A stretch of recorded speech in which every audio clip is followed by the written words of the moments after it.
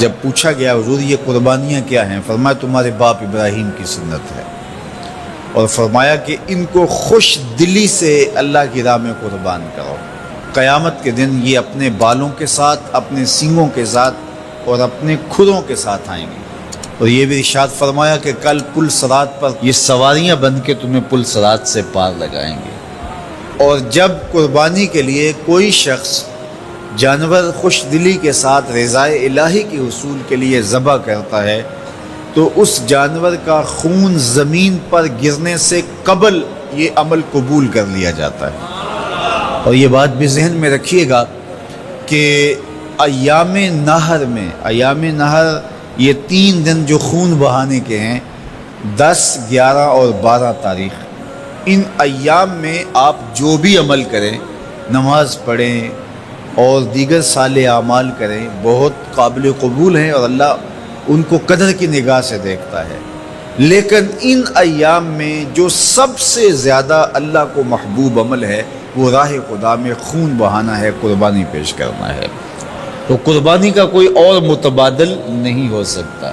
کچھ لوگ یہ فلسفہ ان دنوں کے اندر بیان کرتے ہیں کہ 20-50 ہزار کی قربانی کرنے کی بجائے اتنے اگر کسی غریب کو دے دیے جائیں تو اس کے 2-3 مہینے خیریت سے گزر جاتے ہیں، اور وہ گھر کے اندر جو ہے وہ ضرورت کی چیزیں ڈال لے تو گوشت تو 2-4 دن کے اندر کھایا پیا جاتا ہے، ختم ہو جاتا ہے۔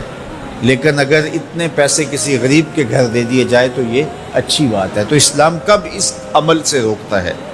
غریب کی مدد کیجیے، صرف عید کے دن ہی نہیں، مینڈے کی جگہ ہی نہیں، بلکہ اسلام تو راہ خدا میں جانور ذبح کر کے اسی جذبے کو بیدار کرنا چاہتا ہے کہ تمہیں گوشت کی ضرورت بھی نہیں تھی پھر بھی تم نے ذبح کر دیا، تو جہاں ضرورت ہوگی اور تمہاری ہمسائیگی میں، تمہارے اطراف میں جب کوئی غریب ہوگا تو پھر تم اس کے لیے ذبح کیوں نہیں کرو گے؟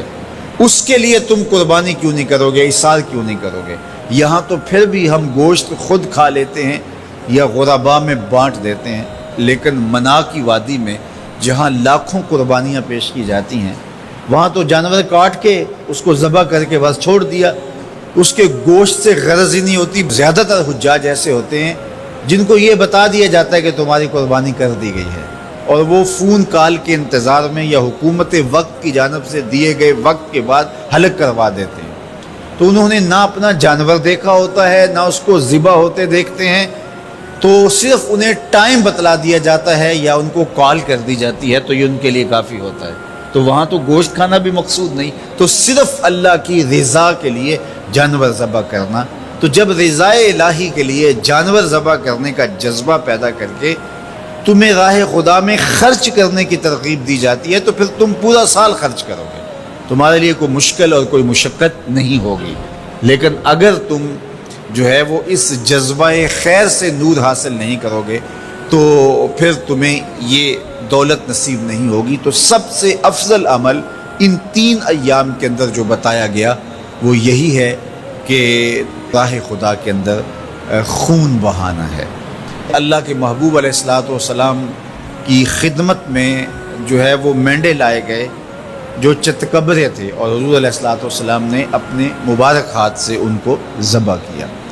تو عید قرباں یہ ایثار کی عید ہے، یہ قربانی کی عید ہے، اور اسلام ہمیں قربانی سکھاتا ہے۔ اسلام لمحہ لمحہ قربانی ہے، ایک ایک ساعت اسلام قربانی کا نام ہے، اور ہمیں درس زندگی یہی دیا جاتا ہے کہ ہم قربانی سے اپنی زندگی کو عبادت کریں۔